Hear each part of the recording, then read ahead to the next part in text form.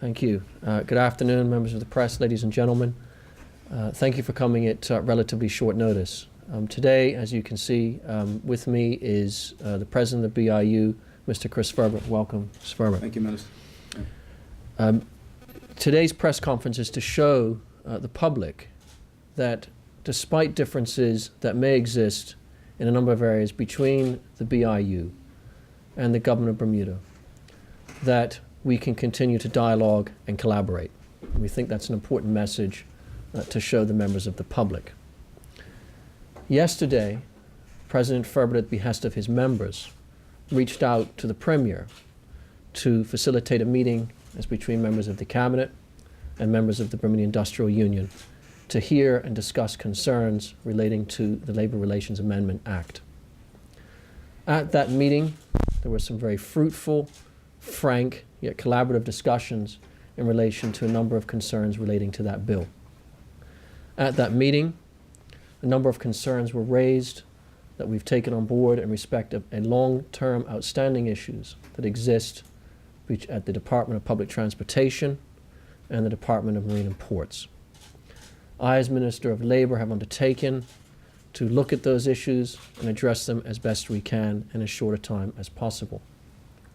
We have agreed that today the Labor Relations Amendment Act will not be debated. However, it will stay on the order paper with the intent to be debated at a future time. During that period of time, the BIU and the government will continue to discuss issues that relate to that bill and other issues as well. With that said, I'd like to give Mr. Furbert an opportunity to make a few remarks. Thank you. Thank you, Minister. Well, first of all, let me say good afternoon to the members of the media.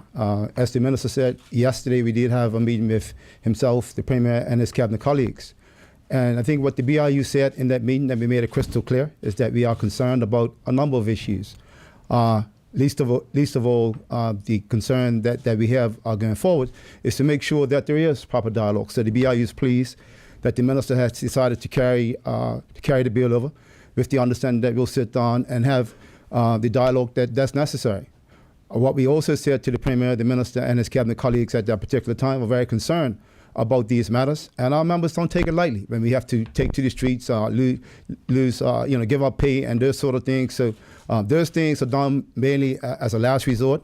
We look for continued collaboration with the government, working to try to dialogue. And as I said to the Premier yesterday, it doesn't matter whether it's the UBP government, the PLP government, or the OBA government. We reached out to the Premier of the country yesterday to try to make sure we can try to find resolution before things get out of hand. And I think that the dialogue yesterday was very fruitful, and we're looking forward to having those positive discussions going forward.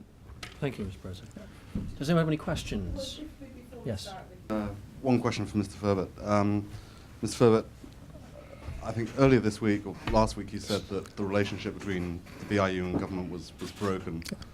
Has that rift now healed to some degree? Well, what I would say to you, sir, I think that if you look at what happened yesterday and what's happened today, anytime you have a break in a relationship, you have to sit down and have a conversation and start mending the relationship. And I think that I reached out to the Premier yesterday. We're now having dialogue, so we can now look at having dialogue and probably open back up the things that I mentioned to the media the other day. The BIU is not sitting out there in a vacuum. You understand the OBA is the government today. They're here to govern the country. So we can't sit out there. And we have members that work for the government, so we're here to work with them as best we can. Thank you.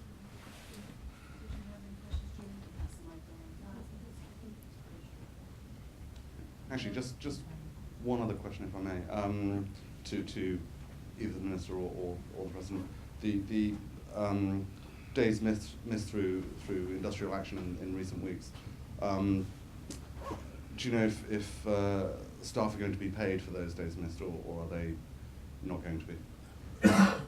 No, I think the ministry made it clear that the 2 days that the Marine and Ports workers was off, and the 1 day I think that the parks workers was off, they were not going to be paid for those days, and it's understood.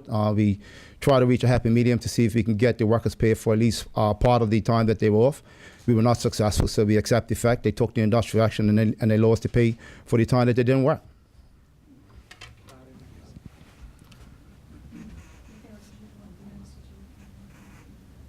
Thank you. Sure. Thank you. Thank you. Thank you, members of the media. Thank you.